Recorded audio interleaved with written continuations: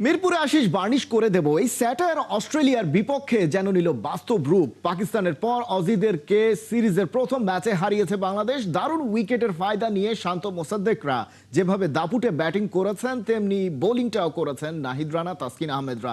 4 বছর পর দলে ফেরা মোসাদ্দেক সৈকত করেছেন রিমার্কেবল কামব্যাক। আবু নাইমের ম্যাচ রিপোর্ট। পাকিস্তানকে হারিয়ে আত্মবিশ্বাস নিয়ে জশ ইংলিশ বলেছিলেন বাংলাদেশের কন্ডিশনটাও তো একই, কিন্তু রিয়েলিটি চেক 86 রানে হারিয়ে সিরিজে 1-0 এগিয়ে বাংলাদেশ। 21 বছর পর হারানোর স্বাদটাও পেল লাল সবুজ। টস হেরে ব্যাট করতে নামাটাই যেন বাংলাদেশকে দেয় এগিয়ে। সাইফ হাসান 5 রানে ফিরলেও তানজিদ তামিমের 50 দলকে দিয়েছিল এগিয়ে। ইনফর্ম শান্ত এই ম্যাচে হতাশ করেননি। 67 রানে ফিরলেও দায়িত্বটা বুঝিয়ে দেন লিটন মোসাদ্দেককে, আর সেখানে লিটনকে সাইড করে মোসাদ্দেক হয়ে ওঠেন ম্যাচের হিরো। ধরে খেলার সাথে সাথে ইনিংস বিল্ড আপও করেন ঠিকঠাক। নট আউট থেকে 86 রানের ইনিংসটা দিয়ে যেন একটা বার্তা দিলেন, কামব্যাক এভাবেও করা যায়। তাসকিনের ক্যামিওতে 285 রানের টার্গেট সেট করে বাংলাদেশ। স্পোর্টিং পিচে এই রান খুব বড় তো না, সাথে জশ ইংলিশ, মার্নাস লাবুসেনের মতো তারকারা থাকলে চেস তো করাই যায়। অবশ্য সেই ধারণা ভুল প্রমাণ করেই ছাড়লেন তাসকিন আহমেদ। ইনিংসের প্রথম বলেই নিলেন উইকেট। ম্যাথিউ শটকে বোল্ড করে ম্যাচের টোনটা দিলেন সেট করে। এরপর বাকি কাজটা সেরেছেন দ্য ম্যান নাহিদ রানা। ওর 4 উইকেটেই কোমর ভেঙেছে অজিদের। ম্যাচের টার্নিং পয়েন্ট বলতে গেলে নাহিদ রানার নেওয়া 3 উইকেটকেই ধরা যায়। জশ ইংলিশের পর অ্যালেক্স কেরি, ক্যামেরুন গ্রিনকে ফেরান রানা, যারা কিনা হয়ে উঠেছিলেন তখন ভয়ঙ্কর। ওদেরকে ফেরাতে না পারলে ম্যাচটাই তো যেত হাত ফসকে। বরাবরের মতো রানাই নিয়েছেন বাড়তি দায়িত্ব। 4 বছর পর ফেরা 10 ওভারে 1 মেইডেন নিয়ে 37 রান দেওয়া একজন মোসাদ্দেক হোসেনের পারফরমেন্স ঠিক কেমন ছিল তা বলে দিচ্ছে এই ফিগার। ব্যাট হাতে ওর অনবদ্য ওই ইনিংসের গল্প তো বলাই হলো। সব সমালোচনাকে স্রেফ উড়িয়ে দিয়ে সৈকত মিরপুরের ম্যাচে হয়ে উঠলেন প্রাসঙ্গিক। অস্ট্রেলিয়াকে হারানো আর সৈকতের ফেরা হলো একদিনেই। আবু নাইম, 71। পানির ধরে বিশ্বকাপের প্রচার শর্ত কিনেছে বাংলাদেশ। থার্ড পার্টি এজেন্টের কাছে না গিয়ে বাফুফে প্রেসিডেন্ট তাবিত আওয়ালের মাধ্যমে সরাসরি ফিফার কাছ থেকে পাওয়া গেছে সত্য। তাতেই সম্ভব হয়েছে ব্যাপারটা যে 47 কোটি টাকা এর পেছনে খরচ হয়েছে সেটা জনগণের পকেট থেকে কাটা যাচ্ছে না, জানিয়েছেন তথ্য প্রতিমন্ত্রী Yasir Khan Chowdhury. FIFA world cup নিয়ে বিশেষ ঘোষণা এসেছে যুব ও ক্রীড়া প্রতিমন্ত্রী আমিনুল হকের কাছ থেকেও। রিপোর্টে বিস্তারিত। 100 কোটি টাকা মোটামুটি একটা টিভি স্টেশনের সেটআপ দাঁড় করিয়ে ফেলা যায় বাংলাদেশের প্রেক্ষাপটে, কিন্তু ভাবা যায় সেই 100 কোটি খরচ হয়ে গেছে শুধু ফিফা ওয়ার্ল্ড কাপের সম্প্রচার স্বত্ব কিনতে। 2022 সালের কাতার বিশ্বকাপ সরাসরি দেখাতে এই খরচই হয়েছিল। এবারে সেই দাম উঠেছিল আরও ওপরে। সিঙ্গাপুর ভিত্তিক একটি থার্ড পার্টি সরকারের কাছ থেকে চায় প্রায় 200 কোটি টাকা। তাই তা থেকে প্রথমে পিছিয়ে আসে প্রশাসন। সিদ্ধান্ত হয় সরাসরি ফিফার কাছ থেকে রাইটস কেনার। আর এখানেই পুরো প্রসেসে যুক্ত হন বাফুফের সভাপতি ও FIFA football technology, innovation and digital transformation কমিটির মেম্বার তাবিত আওয়াল। এই প্রক্রিয়ায় আমরা বাংলাদেশ ফুটবল ফেডারেশন বাফুফে সভাপতি জনাব তাবিত আওয়াল সাহেবকে যুক্ত করি। দিনের পর দিন ম্যারাথন মিটিং, জটিল আলোচনা, দর কষাকষির মধ্য দিয়ে আমরা একটি জায়গায় পৌঁছতে সক্ষম হয়েছি। বিটিভি এবারও 2026 ফিফা বিশ্বকাপের টিভি রাইটস পেয়েছে। চুক্তির দাম $3.85 মিলিয়ন, বাংলাদেশি টাকায় প্রায় 47 কোটি। ভ্যাট ট্যাক্স মিলিয়ে 63 কোটি 79 লাখের কিছু বেশি। তবে বড় কথা হলো এই টাকা বিটিভিকে নিজে থেকে দিতে হচ্ছে না। টেলকো, স্যাটেলাইট চ্যানেল আর ওটিটি প্ল্যাটফর্মের কাছে বিজ্ঞাপন ও স্বত্ব বিক্রি করে প্রায় পুরো খরচই উঠে আসছে। অতীতের প্রায় 100 কোটি টাকার লুটপাটের যে গন্ধ আমরা পেয়েছি তার প্রথম দাবিকৃত 200 কোটি টাকার যে ফাঁদ এড়িয়ে আমরা ফিফার সাথে অত্যন্ত সাশ্রয়ী এবং যৌক্তিক মূল্যে চুক্তি স্বাক্ষর করার আহ্বান জানাই। আমরা telecom company, satellite TV channels, OTT প্ল্যাটফর্মের কাছে নীতিমালা অনুযায়ী অ্যাডভার্টাইজমেন্ট এবং রাইটস বিক্রি করে প্রায় সকল টাকা উঠিয়ে আনতে সক্ষম হয়েছি। সরকারের এই উদ্যোগে অবশেষে দুশ্চিন্তার ভার নেমে গেছে। খেলা দেখতে আর কোনো সমস্যা নয়। ঘরে ড্রয়িং রুমে, টিভি সেটে কিংবা সেলফোনের অ্যাপে নামমাত্র দাম দিয়েই দেখা যাবে মেসি, রোনালদো, নেইমারদের শেষ বিশ্বকাপ। তবে স্টেডিয়ামের আবহ মিস যাতে না হয় তার জন্য এবারে আগে থেকেই মাঠে নেমেছে যুব ও ক্রীড়া মন্ত্রণালয়। থাকছে বিশেষ আয়োজন। ডিজিটাল যে বড় বড় বিলবোর্ডগুলো রয়েছে আমাদের, এবং ডিজিটালি বিভিন্ন ঢাকা সহ বাংলাদেশের বিভিন্ন জায়গায় যাতে বড় স্ক্রিনে আমরা যাতে খেলাগুলো আমাদের দর্শকদের সামনে উপস্থাপন করতে পারি সেই বিষয়ে আমাদের পরিকল্পনা রয়েছে। সো প্রাইভেট কোম্পানিগুলোকে আমরা উৎসাহিত করেছি এবং আমাদের সার্বিক সহযোগিতা থাকবে। তারা ইতিমধ্যে আমাদের সাথে কথা বলেছে, ঢাকা সহ বিভিন্ন স্পটে তারা বড় বড় মনিটর দিয়ে তারা খেলাগুলো দেখাবে। ফুটবল শুধু একটা খেলা না, বাঙালির আবেগ আর ঐতিহ্যের সাথে মিশে আছে তা। ব্রাজিল নাকি আর্জেন্টিনা, মেসি নাকি নেইমার, পেলে না মারাদোনা, কে কার পক্ষে?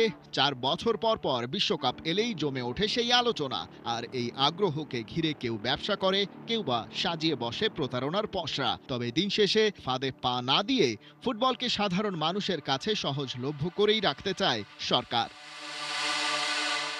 খালিদ জামিল, ৭১। শিরোপা ধরে রাখার প্রস্তুতিতে শেষ দফার আগুনে পরীক্ষা। বুধবার যুক্তরাষ্ট্রের আলাবামার জর্ডান হেয়ার স্টেডিয়ামে সকাল 7টায় মুখোমুখি আর্জেন্টিনা ও আইসল্যান্ড। মেসি ফিরছেন স্কোয়াডে, তবে শুরু থেকে নয়। টানা 6 জয়ের আত্মবিশ্বাস নিয়ে স্কালোনির দলটা কি আরেকটা বার্তা দেবে বিশ্বকাপের আগে, নাকি আইসল্যান্ড মনে করিয়ে দেবে 2018 সালের সেই আটকে দেওয়া রাত? জুবাইর নূরের ম্যাচ প্রিভিউ।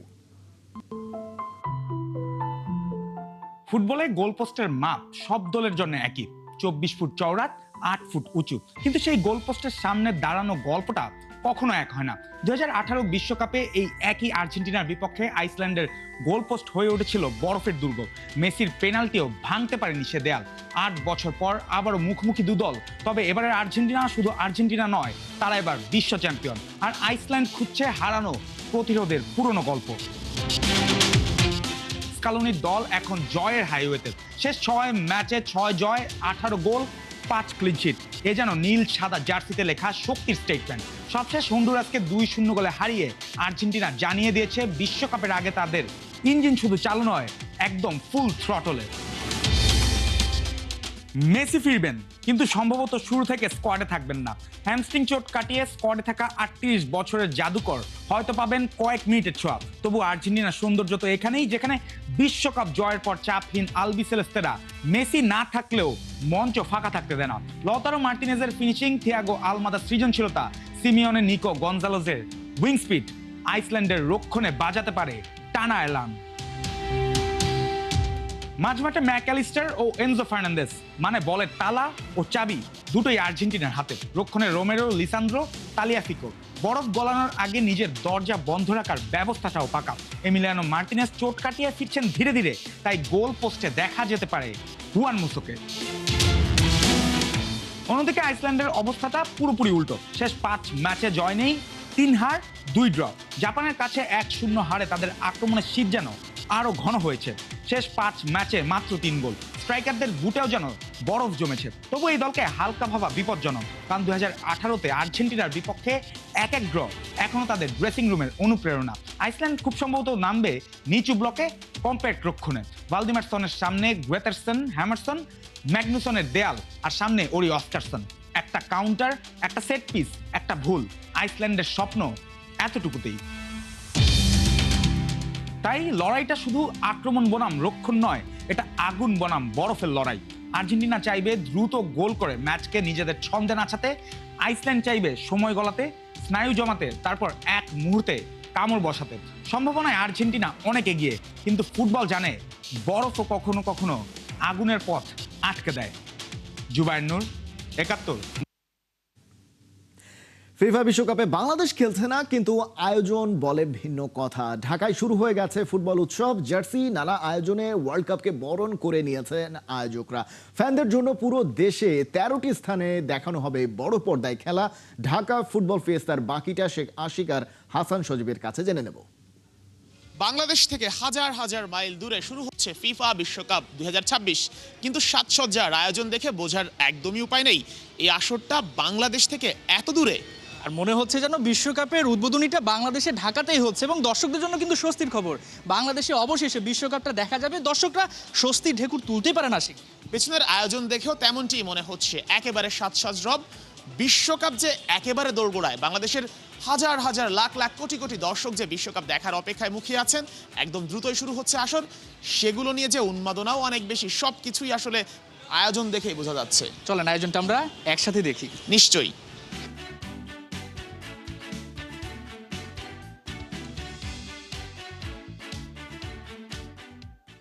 বিশ্বকাপে অংশ নেওয়া প্রত্যেকটি দলের জার্সি থরে থরে সাজানো, 1 2 3 4 5 5টা সিরিয়াল, অর্থাৎ জার্সি কয়টা?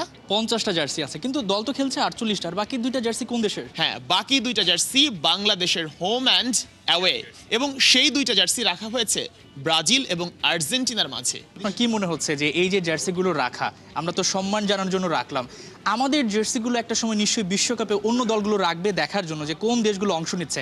আপনি বিশ্বাস করেন একদিন বাংলাদেশ বিশ্বকাপে খেলবে? হ্যাঁ, নিশ্চয়ই সজীব, কোনো একদিন বাংলাদেশ বিশ্বকাপে খেলবে এবং কোনো একটা দেশে, বিশ্বের বিভিন্ন দেশে এভাবে বাংলাদেশি জার্সিও রাখা হবে সাজিয়ে। আমার মনে হয় স্বপ্নটা শুধু আমি একা দেখি না, প্রত্যেকটা বাংলাদেশিই স্বপ্ন দেখে যে বাংলাদেশের জার্সি এখানে সবার মাঝখানে থাকবে এবং অনেক বড় করে টাঙানো থাকবে এবং বাংলাদেশও অনেক অনন্য উচ্চতায় যাবে, এবং সেই প্রত্যাশা নিয়ে কিন্তু অনেকটা বলা যায় যে আজকের আয়োজনে অ্যাটেন্ড করা।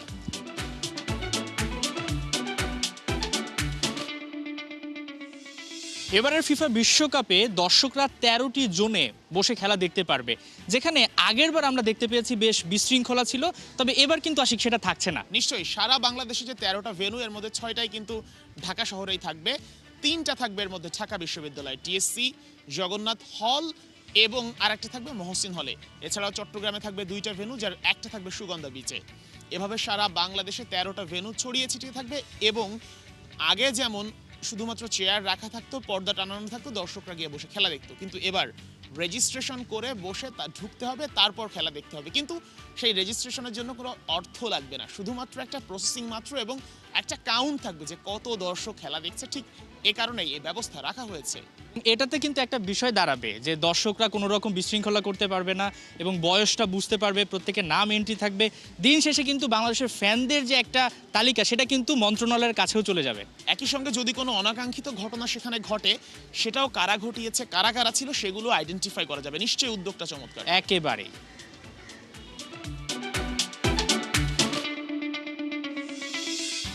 জায়ান, বিশ্বকাপ তো চলে এসেছে, আপনি কোন দলের সাপোর্টার?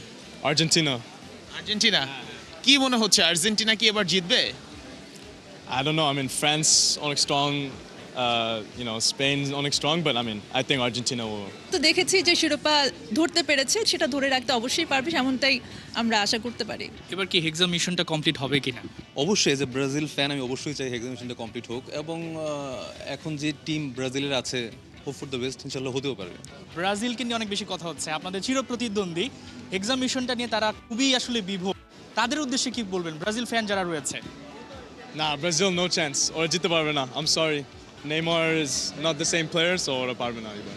ফুটবল শুধু গোলের খেলা নয়, এর সঙ্গে জড়িয়ে আবেগ, সংস্কৃতি, ইতিহাস, অনেক কিছু। ফুটবল বিশ্বকাপ এমন এক আয়োজন যেখানে আপনি তার অংশ হন কিংবা না হন, এর সাথে আপনি একাগ্রভাবে জড়িয়ে থাকবেন উৎসব, ঐতিহ্য আর আয়োজনে। নিশ্চয়ই বাংলাদেশের দর্শকরাও সেভাবে উপভোগ করবে 2026 বিশ্বকাপ। শেখ আশিক, হাসান সজীব, 71 ঢাকা। ফিরছি আরেকবার ক্রিকেটের খবরে। ভাবা যায় এই মোসাদ্দেক সৈকতকেই বিপিএল ড্রাফটে নেয়াই হয়নি, মিরাজ খেললে দলে তার জায়গা নেই, শুনতে হয়েছিল এমন কথাও। সেই মোসাদ্দেক সৈকতই 4 বছর পর ফিরে ম্যাচ সেরা। এখন অজিদের সিরিজ হারানোর স্বপ্ন দেখছে টিম টাইগার্স। নাহিম বিন জসিমের রিপোর্ট। এভাবেও ফিরে আসা যায়, তাও আবার 4 বছর পর। মোসাদ্দেক হোসেন সৈকত শুধু ফিরেননি, দলকে জিতিয়েছেন ব্যাট হাতে সেরা পারফর্মার। 70 বলে নট আউট 86, 7টা 4, 3টা ছক্কা, 122 স্ট্রাইক রেটে দলের বিপর্যয়ে ব্যাট করেছেন। বল হাতে 10 ওভার বল করে 37 রান দিয়ে 2টা উইকেট নিয়েছেন। দুর্দান্ত অলরাউন্ড পারফরম্যান্স। ঠিক 4টা বছর পর যখন মোসাদ্দেক হোসেন সৈকত ফিরেছেন, ঠিক এমনভাবে সাহসের সঙ্গে ব্যাটিং করাটা কিন্তু খুব একটা সহজ ছিল না।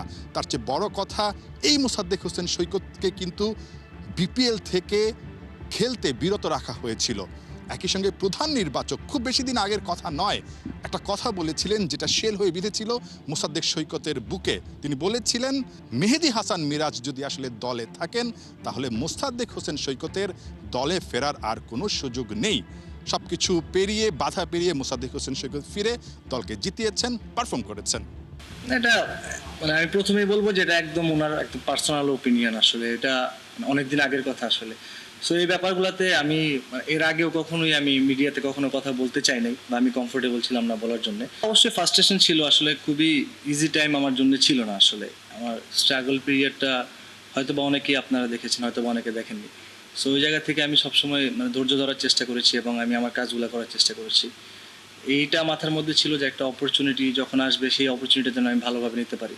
সো মাশাআল্লাহ, মানে যতটুকু না চাইছি আল্লাহ তাআলা তার থেকে অনেক বেশি দিয়েছে। বাপাসের ছবিটা দেখুন।